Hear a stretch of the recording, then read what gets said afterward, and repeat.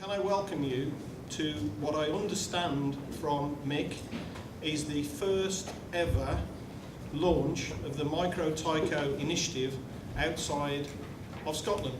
So we are the first, and we're very, very proud to be the first. Tonight you're going to hear from Mick, who is the founder of Wild Hearts, the charity that developed Micro-Tyco.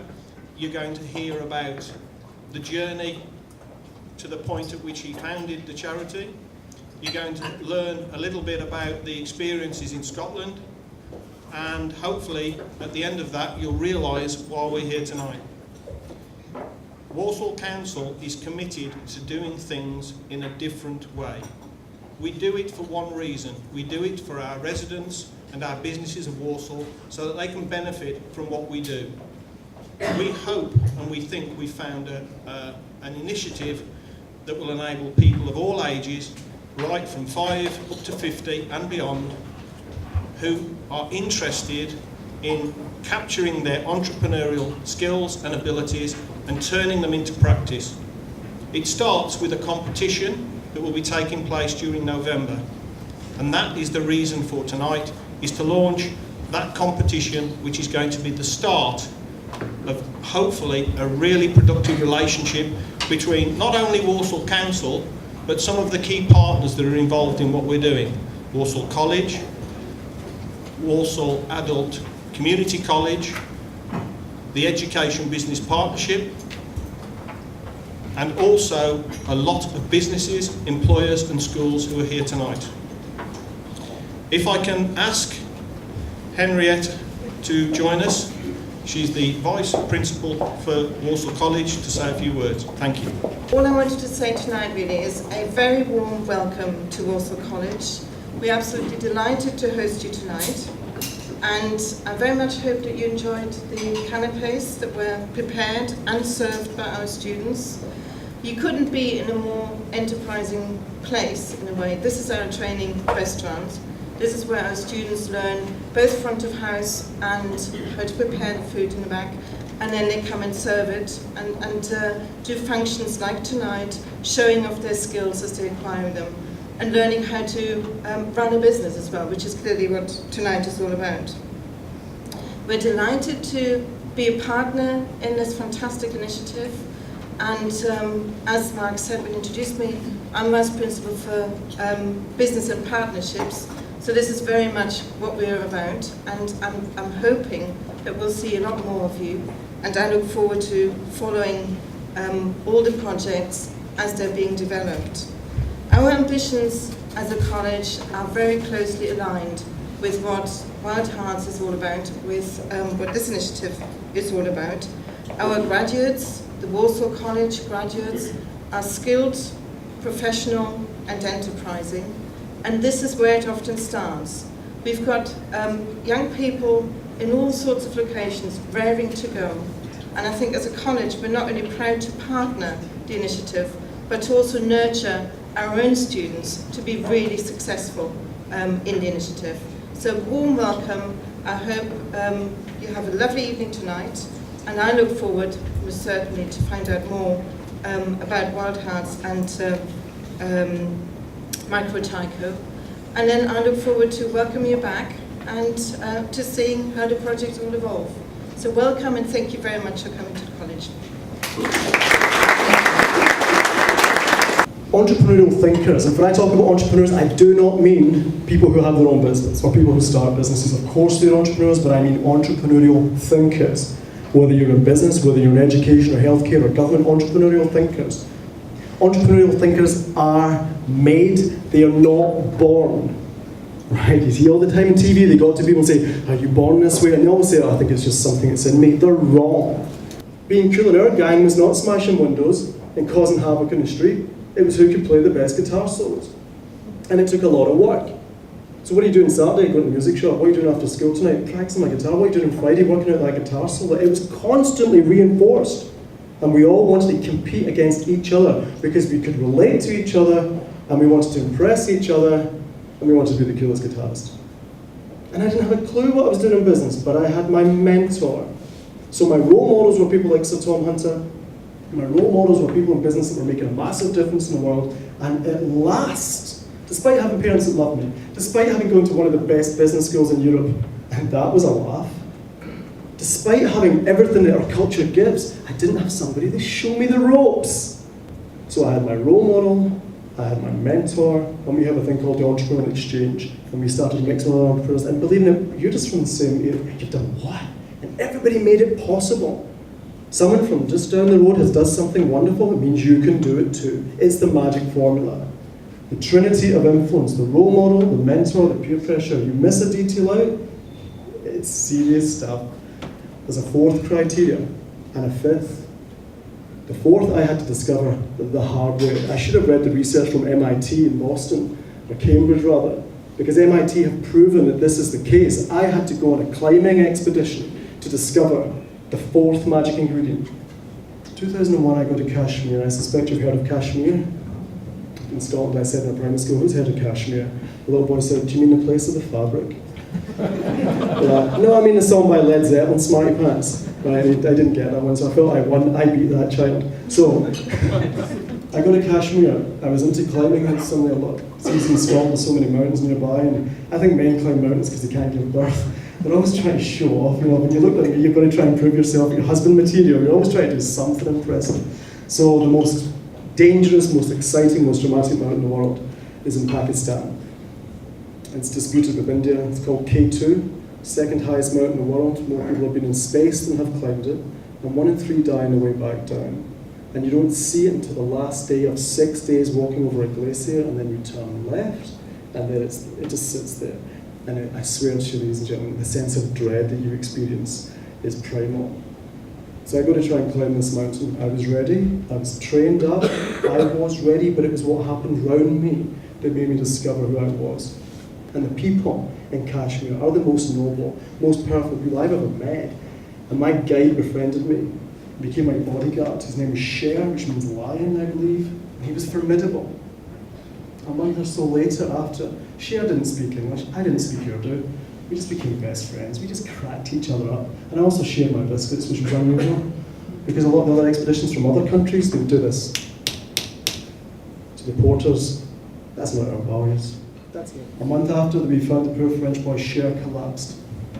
And when I radioed when we were on the mountain, I radioed for help. None other than the Bulgarian Minister for Health, who was on the mountain, and asked me to diagnose him my best I could. He said his lungs have collapsed. If he's not down in 24 hours, he's dead.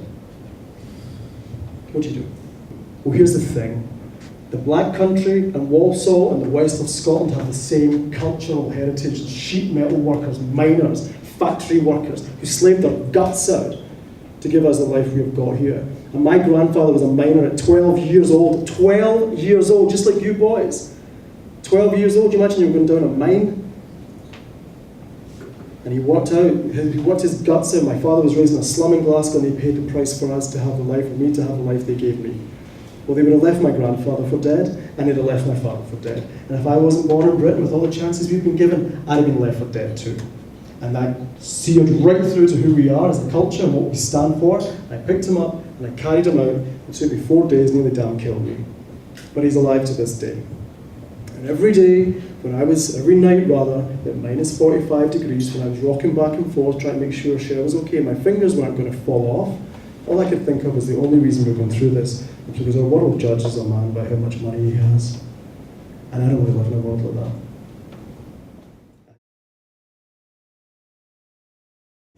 When we did it in year 1, we piloted it with 64 teams. We gave out 64 pounds, we got 13,000 back. I thought if a kid could turn a pound into 100 pounds, it'd be amazing. I didn't realise how brilliant the kids are. And the other thing was their ideas were better than my ideas. That really inspires me too. The first team who won, and we call them winners, we show you those figures because the logo is the little flower. If you grow from where you are, it's done its job.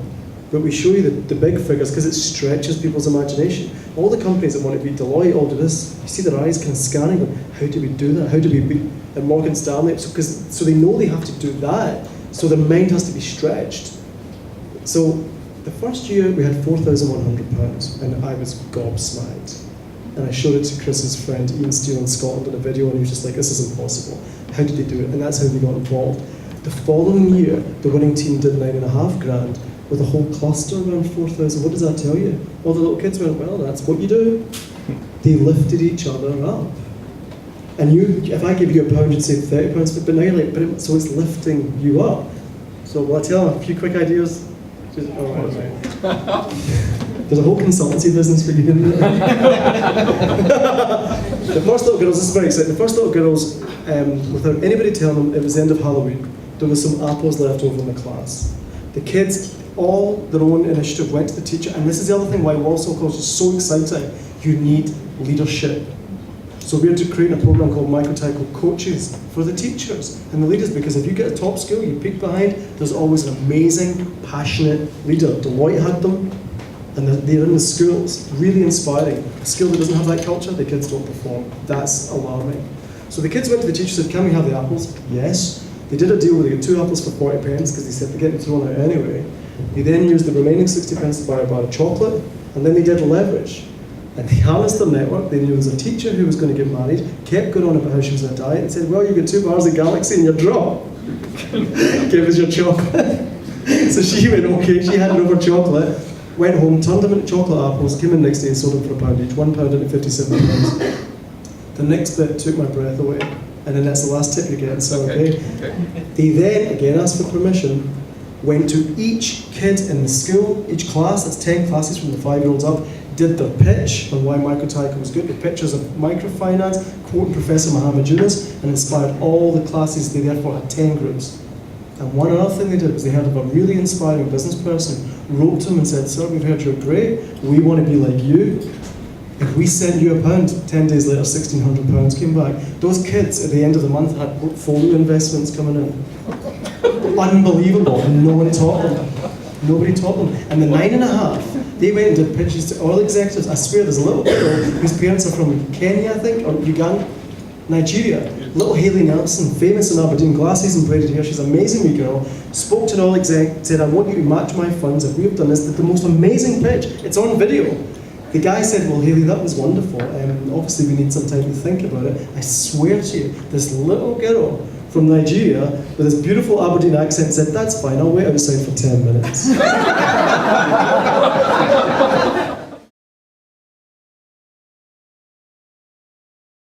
Micro-Tyco grew out of a partnership between my entrepreneurial background and the public sector and education.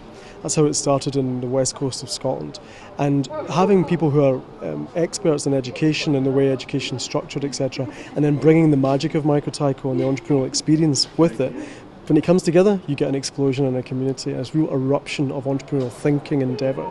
So this reminds me of when we piloted it in Scotland. I just know that there's going to be some real wonderful stories and magic coming out here, but it'll be Walsall's own, if you know what I mean. It'll be Walsall colleges, schools, businesses beginning to inspire each other and lift each other up. And then that example will go right across the rest of the UK, because people begin to see, well, if they did it in Scotland and they can do it in Walsall, of course we can do it wherever.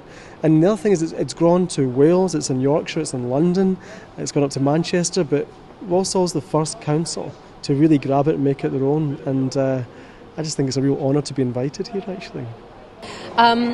I work for an organisation called Inspiring Age International, and there's a lot of synergies with Micro-Tyco and what we do as well. And it's all about supporting young people to understand that, you know what, it's not just one path in life you have to follow. You can do whatever you want, and one of those things is to develop a very kind of enterprising way of thinking, and that's what this kind of a programme encourages, and that's something that we support.